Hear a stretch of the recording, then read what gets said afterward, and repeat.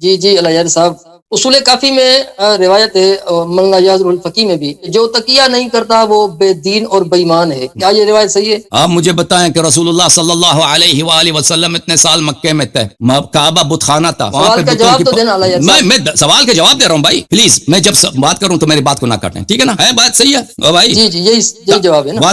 وعدہ ہے ایک دوسرے کی بات کو نہ کاٹیں، ٹھیک ہے؟ جی صحیح ہے، اوکے. رسول اللہ صلی اللہ علیہ وآلہ وسلم مکے میں ہیں، مکے میں بتوں کی پوجا ہو رہی ہے، کعبہ ایک بت خانہ ہے، اتنے بتیں ہیں کہ بے حساب، چھت پہ بتیں ہیں، اندر کعبے کے اندر بتیں ہیں، ارد گرد بتیں ہیں، لوگ طواف کر رہے ہیں بتوں کی، سجدے کر رہے ہیں بتوں کے، وہ نظر لا رہے ہیں بتوں کے، ذبح کر رہے ہیں بتوں کے، اشعار پڑھ رہے ہیں بتوں کے، عبادت کر رہے ہیں بتوں کے. اور رسول صلی اللہ علیہ وآلہ وسلم پیغمبر ہیں اللہ کی جانب سے، لیکن اپنے پیغمبری کو چھپاتے ہیں، توحید کے پیغام کو بہت سال تک چھپاتے ہیں. تو آپ مجھے بتائیے یہ اللہ کی دین میں سے ہے یا نہیں ہے؟ تبلیغ کا حکم آ گیا تھا اس وقت، تبلیغ کا اللہ نے حکم نہیں دیا ہے، اعلانیہ تبلیغ کا حکم اس وقت آ گیا تھا. تو یہ کام اللہ نے کیا ہے، رسول صلی اللہ علیہ وآلہ وسلم نے کیا ہے یا نہیں کیا ہے؟ میرا سوال آپ سے یہ ہے، اللہ کی جانب سے اور رسول صلی اللہ علیہ وسلم کی جانب سے یہ حکم ہے یا نہیں؟ 3 سال تک یہ حکم تھا، ٹھیک ہے، 3 سال ختم تک. بس. اس کے بعد جو اعلانیہ حکم ہوا ہے، اعلانیہ تبلیغ کا حکم ہوا ہے، تو اس کے بعد پھر دین کو چھپانے کا پھر سے دوسرا حکم آیا تھا. اچھا، اس کا جواب میں بخاری سے دیتا ہوں کہ دین کا چھپانے کا حکم آیا تھا یا نہیں آیا تھا، ٹھیک ہے؟ اجازت ہے؟ نہیں میرے سوال کا تو آپ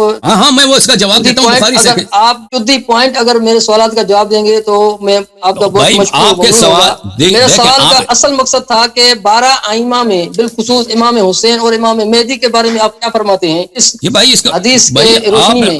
میں جو جواب دوں گا اپنی مرضی سے دوں گا نا، آپ کی مرضی سے تو نہیں دینا میں نے. آپ سوال کر رہے ہیں، اعتراض کر رہے ہیں، میں اس طرح جواب دوں گا جو میری مرضی ہو. تقیہ پر اعتراض نہیں کر رہا یار صاحب، کائنڈلی میری پوائنٹ کو آپ کیچ کیجئے نا. میں تقیہ پر اعتراض نہیں کر رہا، میں عرض کر رہا ہوں جو تقیہ نہ کرے وہ بے دین اور بے ایمان ہے. آپ یہ فرمائیں کہ 12 ائمہ، وہ ٹرپ آپ بچا رہے ہیں، مجھے پتا ہے آپ یہاں پہ ٹرپ بچا رہے ہیں، میں اسی کو ٹرپ سے پورا بچنے کرنے دینا آپ مجھے. Kindly let me complete my question. Okay 12 ائمہ بالخصوص امام حسین علیہ السلام اور امام مہدی کے بارے میں اس حدیث کی روشنی میں آپ کیا فرمائیں گے؟ انہوں نے کس وقت تقیہ کیا تھا؟ میں اسے آپ کے سوال سمجھ گیا، اجازت دے میں جواب. میں کتاب بخاری سے ایک حدیث دکھاتا ہوں، پھر آپ کے سوال کا جواب امام حسین علیہ السلام اور امام مہدی علیہ السلام کے متعلق بتاتا ہوں، اور اچھی طرح سے بتاؤں گا، اجازت دیں. تقیہ کے متعلق یہ لوگ بہت آنے وانے کرتے ہیں شیعہ قوم پر، ملاحظہ فرمائیے. ایک تو رسول اللہ صلی اللہ علیہ وسلم کا تقیہ ہے 3 سال جو شروع بعثت میں ہے، وہ تو سب لوگ ہی جانتے ہیں، اس کا کوئی انکار ہی نہیں ہے. پھر ملاحظہ فرمائیے، یہ کتاب ہے بخاری، یہاں پہ صفحہ نمبر 50 میں حدیث نمبر 129 ہے. یہاں پر روایت ہے،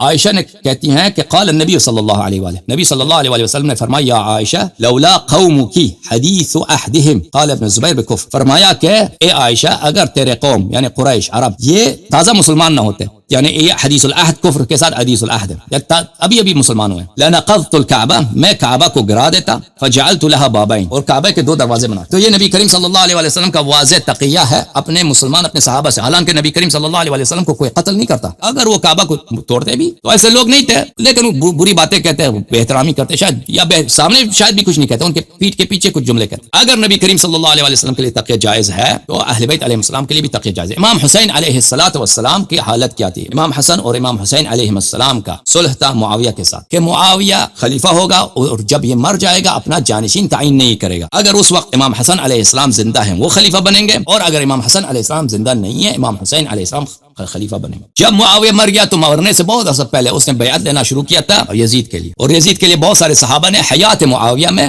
انہوں نے بیعت کیا تھا. اور امام حسین علیہ السلام سے جب معاویہ مر گیا تو مدینے کے حاکم نے بیعت مانگنا شروع کیا، تو امام حسین علیہ السلام مدینے سے نکل گئے تاکہ وہاں پر کچھ مواقع پیش نہ آئے. مکے چلے گئے، مکے میں وہاں پہ تھے، اور وہاں پر وہ نہ کسی کو دعوت دے رہے تھے جہاد کے لیے. یہ اہم واقعہ ہے، اچھی طرح سن لیں کہ مکے میں جب امام حسین علیہ السلام تھے تو وہ نہ کسی کو جہاد کی دعوت دے رہے تھے کہ ہم نے اٹھنا ہے یزید کے خلاف، بلکہ وہاں پہ وہ کہہ رہے تھے کہ ہم یہاں پہ عبادت خدا کے لیے آئے ہیں. اور دیکھیں کیا ہوتا ہے، اس وقت جب وہ مکے میں تھے تو وہاں اس وقت کوفے سے لوگوں نے بہت ان سے کانٹیکٹ کیا، بہت لیٹرز آئے کوفے سے، اور بہت سارے ان کوفے سے جو لیٹرز آئے وہ بھیجنے والے خود بنی امیہ کے لوگ تھے کہ آپ یہاں کوفے آ جائیں، یہاں پہ لشکر آپ کا تیار ہے، ہم سب آپ سے بیعت کرتے ہیں اور آپ ہمارا امام بنیے. تو امام کے لیے تقیہ واجب ہوتا ہے کس وقت تک؟ اس وقت تک اس پہ حجت تمام نہ ہو انصار کی وجہ سے. انصار اگر نصرت کریں، انصار یعنی مدد کرنے والے اگر جمع ہو جاتے ہیں اور وعدہ کرتے ہیں کہ ہم آپ کی مدد کرتے ہیں، تو اس وقت امام علیہ السلام کے لیے واجب ہو جاتا ہے کہ وہ قیام کریں. تو اس وقت امام حسین علیہ السلام جب مکے میں تھے اتنے لیٹرز آئے، ایک دن میں سینکڑوں ہزاروں لیٹر آتے تھے مختلف لوگ کہ آپ آ جائیں ہیں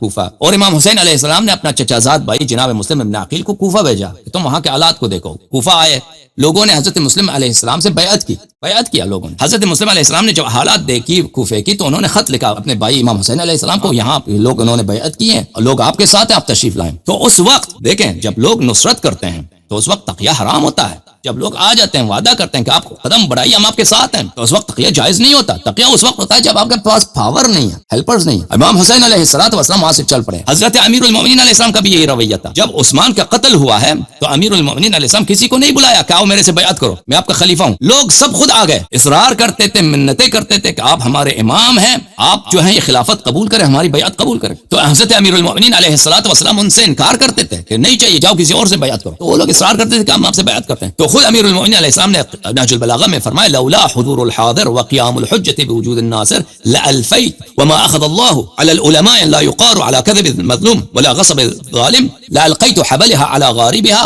ولألفيتم دنياكم هذه أزهد عندي من عطفة عنز کہ اگر حضور حاضر نہ ہوتے یعنی انصار نہ ہوتے، بیعت کرنے والے نہ ہوتے، ولو وقیام الحجة بوجود الناصر اور مجھ پہ حجت تمام نہ ہوتا اور اللہ نے مجھ سے عہد نہ لیا ہوتا کہ میں نے مظلوم کا ساتھ دینا ہے، ظالم کے خلاف کھڑا ہونا ہے، تو میں خلافت کو چھوڑ دیتا اور تم دیکھ لیتے کہ یہ دنیا تمہاری جو ہے یہ بکری کے ناک میں جو نم ہے اس سے میرے لیے زیادہ مکروہ ہے، میرے اس میں کوئی رغبت نہیں۔ تو اسی طرح بات یہ ہے کہ انصار جب آ جاتے ہیں ایک بہت تعداد، ہزاروں کی تعداد میں کہ ہم آپ سے بیعت کرنا چاہتے ہیں، آپ ہمارے امام ہیں، تو اس وقت تقیہ حرام ہوا کرتی ہے۔ ٹھیک ہے نا؟ امام مہدی علیہ السلام جب قیام کریں گے اس وقت قیام کریں گے جب اللہ ان کو اذن دیں گے، جب ان کو پتا ہوگا کہ ان کے پاس اتنے انصار ہیں کہ وہ اہل دنیا پر غلبہ کریں گے، تو اس وقت ان کے وہ قیام کریں گے اور اس وقت ان کے لیے تقیہ حرام ہوگا۔ یہ آپ کا جواب ہے اختصارا۔ جی جناب۔